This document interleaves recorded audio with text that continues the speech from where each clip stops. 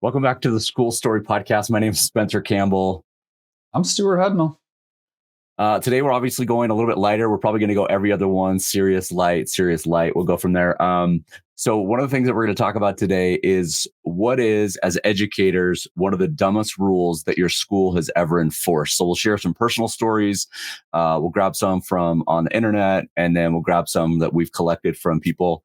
And when we talk about the dumbest rule, I think it's important to let our audience know we understand that rules are put in place because something happened.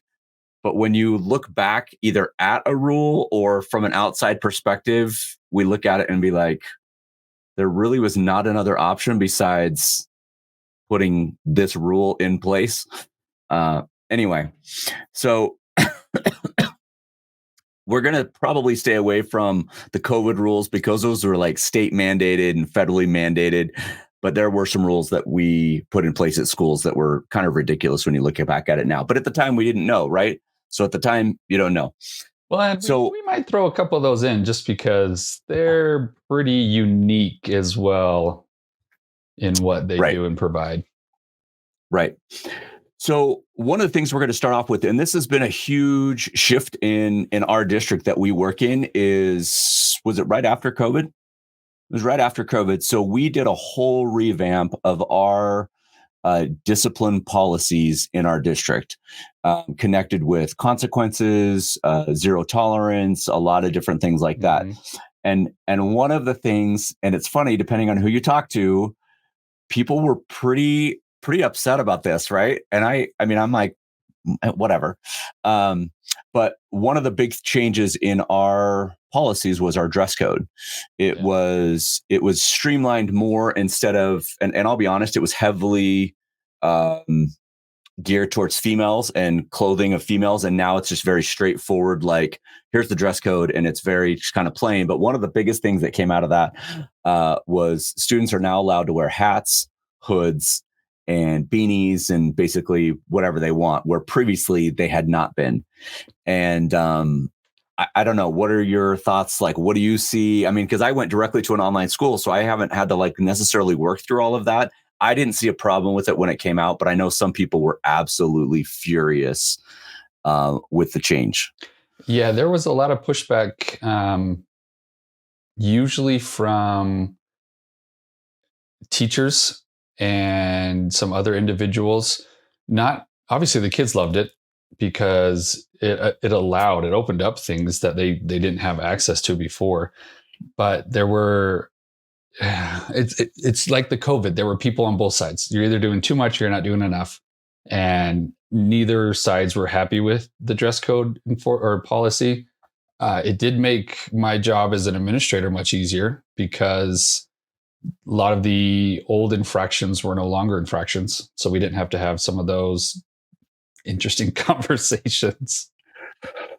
Right. So to clarify, for those of you that are listening, we are in a district that does not require uniforms. And part of that new change in the dress code is that there were some of the old rules, right? You still can't have like drugs, alcohol, pornography, or weapons, right, on any of your hoodies, hats, or anything like that. Do you feel as an administrator that when the dress code was changed, that what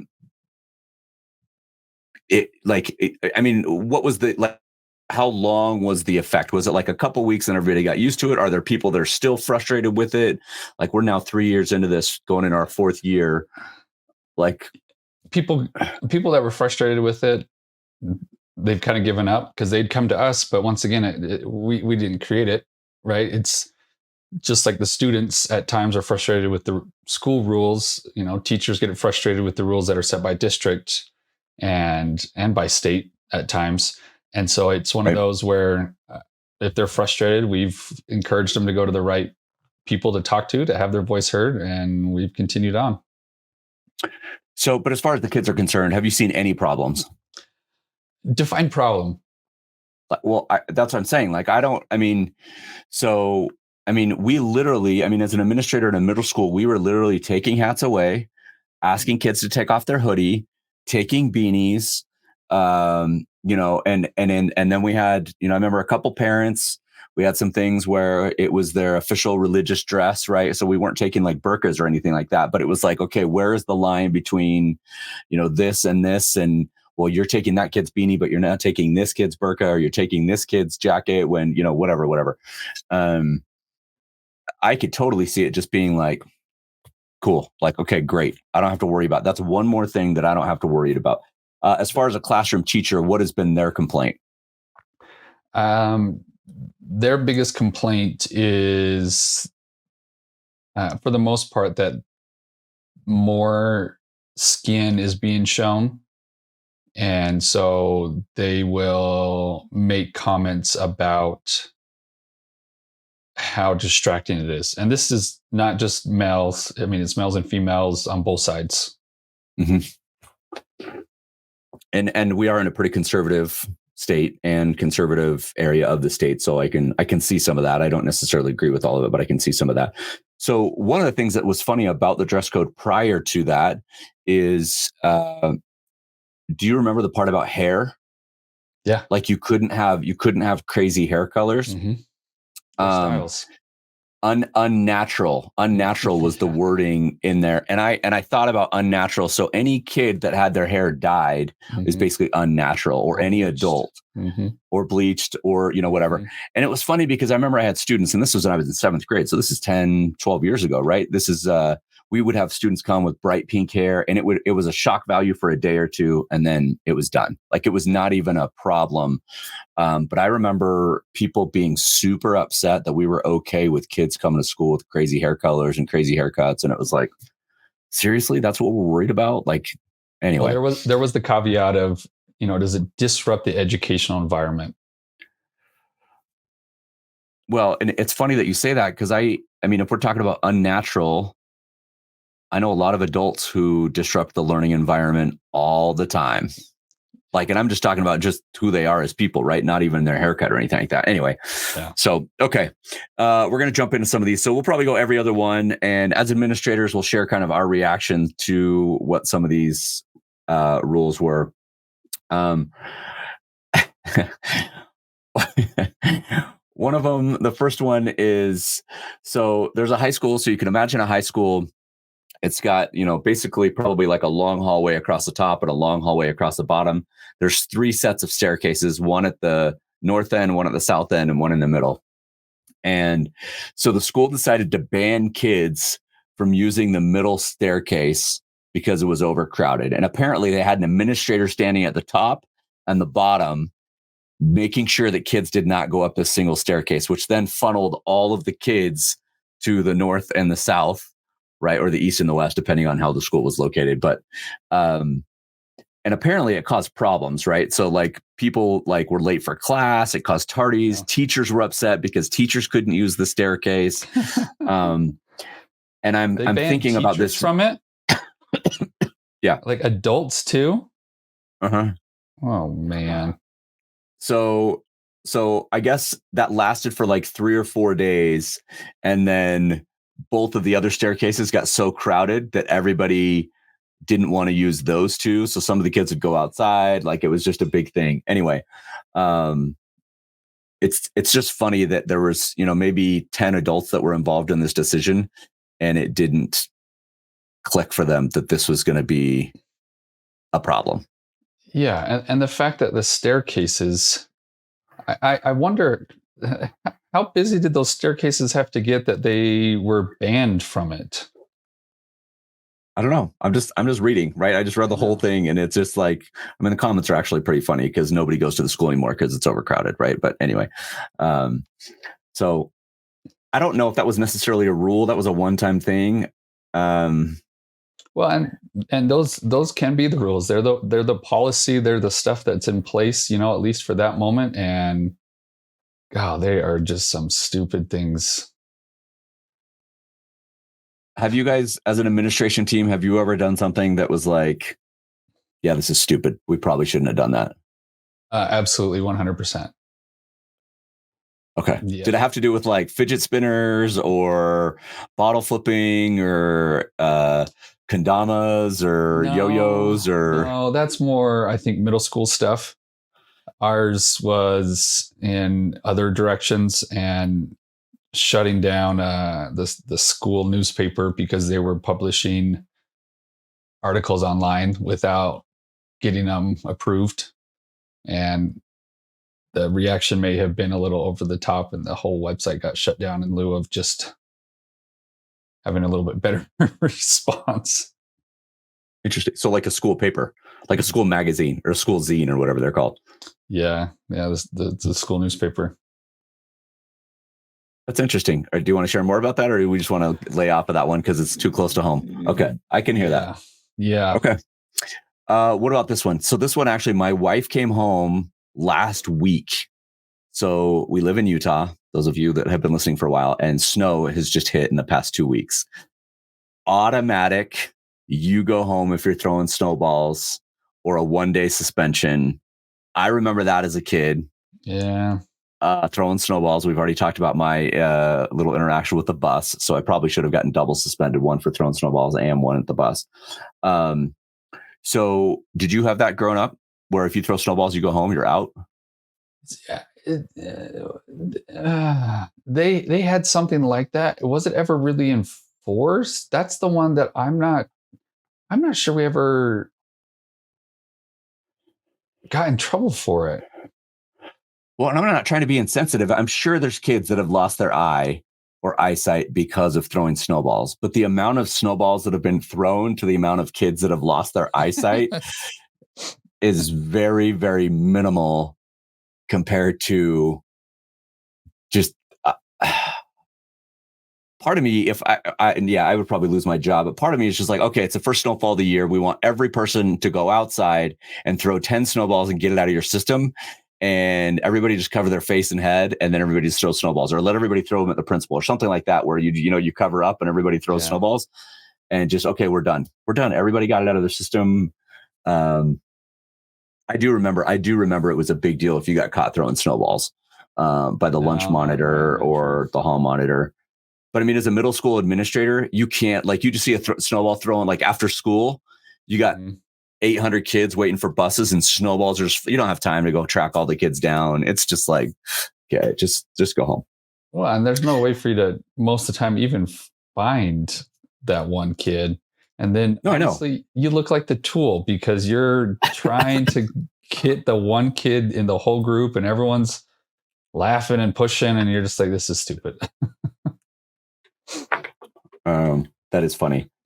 So, okay, the next one comes from a rural Washington school. Is candy canes were outlawed because you could sharpen them to a point and use them as a shiv. And every kid's done it, right? You suck on a candy cane long enough that you poke your sister, you poke your brother, you poke somebody. But it got so bad at the school where they just said, enough is enough, we're done. And they outlawed candy canes for the whole thing. So, and the funny part is, those of you that have ever been on Reddit, right? If you're properly motivated, one could make a shiv out of most things. Yeah. And then the comment underneath that is, well, including pencils, which are basically shivs that we give kids. Anyway. Yeah. So I thought that one was pretty good. A list of a lot of, things that are going on there. What do you got? What are some of the ones you got? Some of my favorite are the rules that I would love to have been there when, like, the decision was made, like, okay, this is happening. We can't allow this to happen. We need to make sure that stuff doesn't happen to these kids, because who knows what could happen. And I don't know what these people are thinking. So one of my favorites, so they said that they had a school rule that they couldn't stand in groups of more than 4. 4 people? 4 people. 4 kids. Yeah. And you know why? Any guesses? At least what they were told. Something like mob mentality or crowding in the hallways or something. I don't know. I don't know what. You got it. That's exactly What what it is it? was. Gang. Mob mentality? Oh, gangs. Yeah, because we can't have gangs. And so because of the fear of gangs, they couldn't have more than 4 standing around in a circle. So you know what they did? What? They stood in squares. Because then they could tell the teacher, we're not sitting in a circle. Man, Kids are smart. that is funny. So I think the other thing that goes along with that is sometimes, so I had, man, I may have to walk back this one a little bit. So we had, do you remember when Netflix and chill was a big thing? Oh, yeah. So we had It's not? sisters or friends, I think they were sisters actually, come in on Halloween, and that's their costume. They came in together. One was And Netflix, one was chill. yeah, and I remember pulling them down to the office, and I called their mom and I said, "Hey, this isn't going to fly." Well, we just love whatever. And I was like, well, I'm familiar with the term and familiar with stuff. Mom came in, mom was livid, and acted like she did not know what was going on, right, with the whole thing. So I said, here, I'm going to pull this up, and I pulled up Urban Dictionary, and I said, this is what Netflix and chill means. And how'd you pull that up on School Network? I did not. I pulled it up on my phone. But the hard part about that whole thing is I was the youngest administrator, and the 2 older administrators had no idea what was going on. Yeah. And so I didn't necessarily have a lot of backing until I said, hey, let me step out of my office. And I went and showed them. And the principal was like, okay, I got your back. We're going to do this. So we just asked them to turn it inside out. But I remember the mom was so furious that she left. Then the dad, as my camera goes out, then she left, brought back the dad, who thought I was being super disrespectful to them and all this stuff. And I just said, hey, listen, it's inappropriate at school. You can wear it outside. You can wear it tonight for your costumes or whatever. But and anyway, that was, so what ended up happening? Turned it inside out? They turned him inside out, which was, and the rest of the day, and the kids knew. Kids were taking pictures with them. It was like kids knew, everybody knew. Besides the people that were over like 40 years old at the time. Right. So, one of the other things that I remember that came up is, it was, and hopefully this doesn't make our podcast go from like rated G to PG, but the breast cancer awareness bracelets. Do you remember those? The I Love Boobie bracelets. Yeah. And we had teachers that were absolutely livid that kids were wearing these. Yeah. Because the word and boobies. Yeah. And they were, and I remember we had a couple of kids whose parents were survivors, and it was like a big deal, and it was important to them. And parents were like, no, we support this. We are not going to have them take it off. And, we had to kind of like this teacher conversation with kids. And it was like, you'll get what you focus on. But anyway, there was a school that had a similar situation. They outlawed all bracelets because there was an article in a magazine somewhere saying that they advertised what sexual acts you were open for based on their color, right? So if you had a green one or a blue one or whatever, and then someone somehow, and this is the community, right? So this is not coming from the school, in the community tried to outlaw wristwatches for the same reason. And I'm thinking about like the Swatch watches or the G-Shock, like bright colored band. Yeah. So they tried to outlaw entire wristbands, bracelets, and watches because it meant some sort of secret code. And I understand that there's secret code and what kids wear and what kids don't wear, but I don't have time as administrator to pay attention to all the stuff that's going on, unless it's, brought to our attention. Did you ever have things that were like, I remember when I was in middle school, they were talking about banning Gerbeau jeans because apparently it meant something else in French. Do you remember that? It would have been like middle school, Birkenstock, Gerbeau, and Stussy, Satan's son, right? We're like, oh my gosh, we can't have kids wearing this stuff. Anyway. Well, I remember things getting banned just because it took over. Later on, it was after my time, Pokemon cards. Hacky sacks. Pogs was what I remember. Pogs got banned. That was a sad, sad day when my Pogs got banned. Did you have the little things where you would spin them and they would fight in the little circles? Do you know what I'm talking Battle about? Yeah, battle battle. bots? No. I think it was battle bots. Something. No, battle something. Yeah, it was battle. Dang, I can't remember what they're called. Yeah, those were fun. No, we didn't. We didn't do those when I was in school. But I mean, you could almost like in middle school, I could, if I did not have a calendar, I could tell you what month it was based on what the kids were doing in the hallways. So when they started doing rubber bands and flicking pieces of paper, that was usually around January, February. When they were doing, pencils in the ceiling, that was usually like March or April. Like you could just like, I could like clockwork, and it was every year. It wasn't like, oh, hey, this is a new thing. It was just like every year kids figured out how to do this thing. And it was like a rite of passage thing. I don't know what it was. It was crazy, right? The bottle flipping thing, though, it's like even when my own kids do it now, I'm like, dude, I'm like, seriously? But Do you remember those shoes they would wear that they could grind on? oh, the Heelys that had like Oh wheels. no, those are the wheels. The soaps. Yes. It had like the grind in Yes. the middle of the heel or the Yeah. sole. Yes. Yeah, so they started doing that, and those got So banned they could because kids were grinding too much.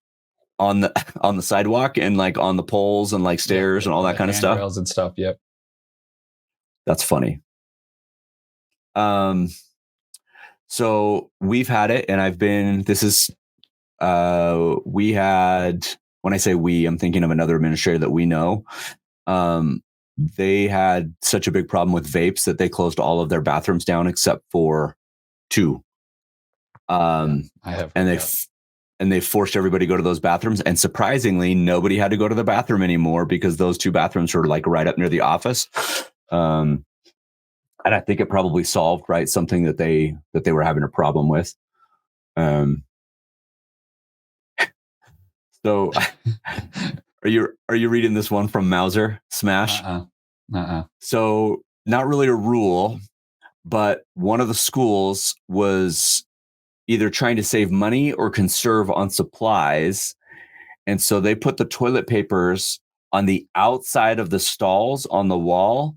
So you'd have to calculate how much toilet paper you would need before you went into the stall. And if it wasn't enough, you're out of luck. Oh my gosh.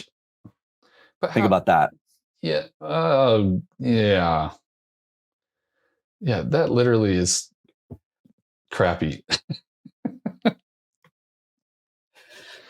Yeah, again, I'm thinking about an admin team sat down at some point or somebody made a decision. Did you guys ever have a non-backpack school? No, I have seen some really funny pictures of people that do when they've tried to enforce like the non-backpack rule, and they literally were bringing like everything else possible. I think those are awesome. I think now it's like a cool thing to do anything but a backpack, but I'm talking about legit. Like, have you been in a school where they banned backpacks or bags on campus? No, I haven't. I have not either. Basically what this admin team or the school was trying to do was force kids to go to their locker between every class, and grab their stuff and come back to their locker. It probably did not end up well for that team. Do you ever remember getting in trouble for something in elementary school that you thought was really stupid? Yes. I'm not going to share what it was, but yes. Yeah. I didn't know.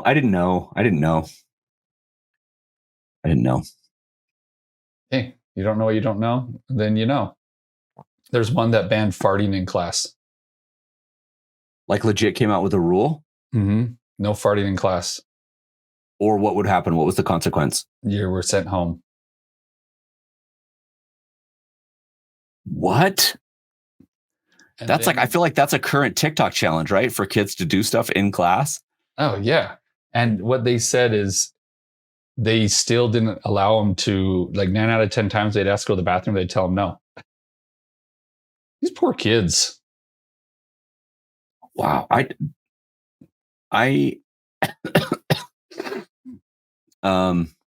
think one of the other things that's really difficult as a parent now that I have my kids is zero tolerance for fighting.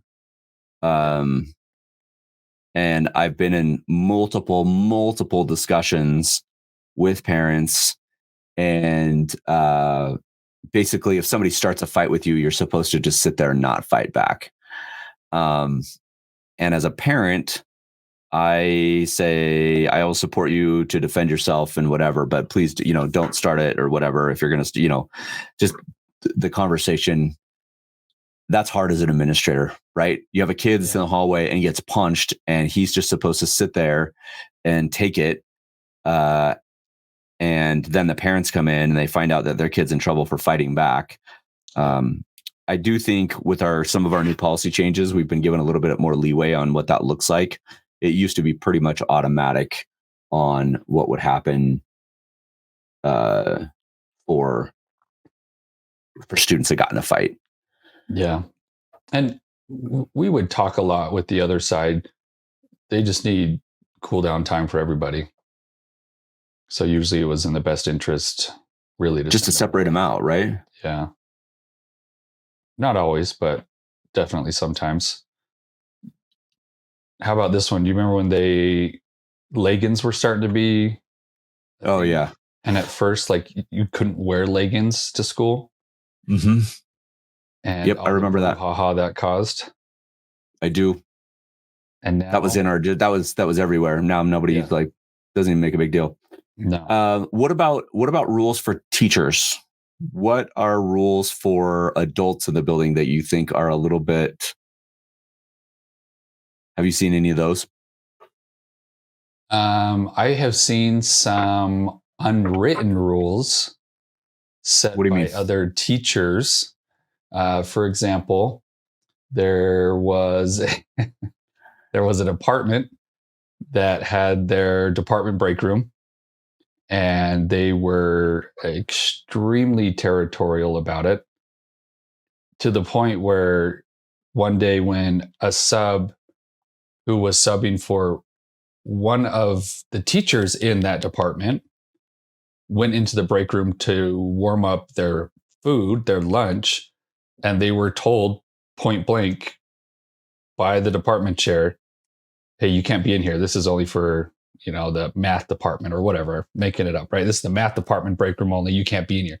Oh, no. Well, I'm just subbing for that teacher that's in your department, Mr. Campbell. And I was just going to, sorry, you can't use the microwave in here. You're going to have to go over to the whole school faculty room. How did that go down? Not well, to say the least, because then the sub comes down crying to the secretary that's over the subs and is like, I just need to warm up my food. And I was like, oh man, it's on. It's on like Donkey Kong. It's unfortunate. So there are some unwritten rules, right, that teachers have, different things like that. I don't think I've seen any that are crazy over the top. There's a couple that were shared, that one of them was, do you guys have a sign out at your school? Like if you're leaving the building, just so they know if there's a fire or emergency drill or something like that? Yeah. That's pretty common practice, right? Most schools have a sign out sheet if a teacher's leaving to a doctor's appointment or going out for lunch or something. This one is a private school in an eastern state, and the faculty had to sign out to go to the bathroom. Oh, gosh. Like they're getting a hall pass to go to the bathroom as an adult, which is a little over the top. I wouldn't have been very happy with that. Oh, no, not at all. So pretty ridiculous. Okay, let's shoot for one more from you, one more from me, and then we'll close it up. Okay.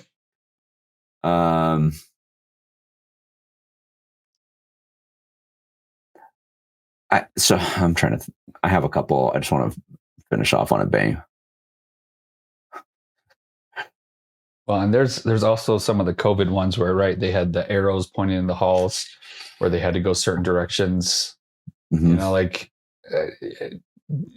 There's just no enforcing that. Like I'm not going to be that assistant out in the hall with a whistle and directing the students which way they have to go, because it's too hard anyways. Okay, I've got one. Mine's more middle school specific. Okay, let's hear it. So this was in the heyday before they had changed our district dress code policy, and we had if the rips in your jeans are higher than your fingertips, you needed to change or put some shorts on underneath or whatever. Right. You So mean this like is standing with your arms to your side? yeah. Fingertips. Yep. That was kind of it. So kids started using duct tape. Yeah. And they would just duct tape. Do you remember this? They would just duct tape the holes in their jeans, whether it was in their pockets or on their sides or, whatever like that. Anyway, They had a so hall monitor do that. that would tape the kids. So this school said, not only can you not wear those jeans, but you can't wear duct tape. And kid in the AP literature class found a loophole and made an entire outfit out of red and black duct tape. Yeah. Shorts, t-shirt, jacket, shoes. When the school tried to suspend him, they couldn't because the rule was no duct tape on clothes. Mm-hmm. And it said nothing about clothes made out of duct tape. This is kind of like a big FU to the school, right? Yeah. He won the argument and even wore the outfit a few more times to basically stick it to the people, pun intended. But anyway, I thought that was actually pretty classy of the kid to kind of. One of the schools I worked at actually did that, where if they came with tears in their jeans that were above that line, they put duct tape on the kids' pants to cover the holes. I don't know if I would ever do that. I would never physically put duct tape on a kid. No. No, I would never do it myself. I would never ask somebody to do it. I would say, here, you put the duct tape on. But I mean, it would fall off in an hour, hour and a half. And so it was just like this whole ongoing thing. Yeah. And it almost, that draws more attention to it anyways. Right. And I remember thinking times like, man, this is so much time spent on something that's so trivial, like in the grand scheme of things. Right. Yeah. But that was the dress code. That was the way that it was, kind of written and interpreted from the schools. Okay. What do you got? Finish this off. For me, it was their, so prom's a big deal, right? Oh yeah, for sure. And, like the biggest deal. Yeah. And it is a big deal. And so there have been schools that have implemented a variety of rules in regards to prom because it can cause problems. It can be a thing where kids make some questionable choices, and they were stupid about it, and they started making some rules. This school with prom, what they did is they enforced a mandatory lockdown for the night. So you couldn't leave. Yeah. You got to prom and you had to stay there. So I've seen a couple of other things connected with prom. No slow dancing at prom. It's okay. And kids then don't slow dance anymore. And I remember a good friend of both of ours was a VP, or actually he was a teacher when this happened, and it made national news at one of your former schools. Yep. They dress coded, if I remember correctly, they dress coded kids going into prom and wouldn't let them in after they had purchased tickets, and it made a huge stink. Yep. And it's been interesting because I've talked with that teacher now, he's now an assistant principal and works back in that same community. And it's been interesting to hear him kind of talk about the whole thing. Like they gave so much warning, so many things ahead of time, so much stuff. And they basically followed through with what they said they were going to do. And people kind of pushed their bluff and they didn't back down. The school didn't. But it ended up coming back to bite the school because it made national news on some things and, put some people in a bad light. And I think it all fell back on one person, which is unfortunate. Yeah. But I don't know. It's interesting. So we would love to hear rules. We would love to hear what crazy rules you've either implemented as an administrator, as a teacher in your classroom, ones that you had to abide by that looking back now, you're just like, that probably wasn't the best idea. Anyway, next week, I think we are going to talk about mechanisms to gather and analyze feedback, whether that's teacher feedback, parent feedback, student feedback. We're going to be talking all about feedback and what to do with feedback on our next episode. Yep. Once again, I am Spencer Campbell. And I'm Stewart Hudnall, live and in the flesh. Thank you for listening to the School Story Podcast. Thank you. And if you like us, subscribe, share, follow all the things that you do on social media. Do it. Yeah. Okay.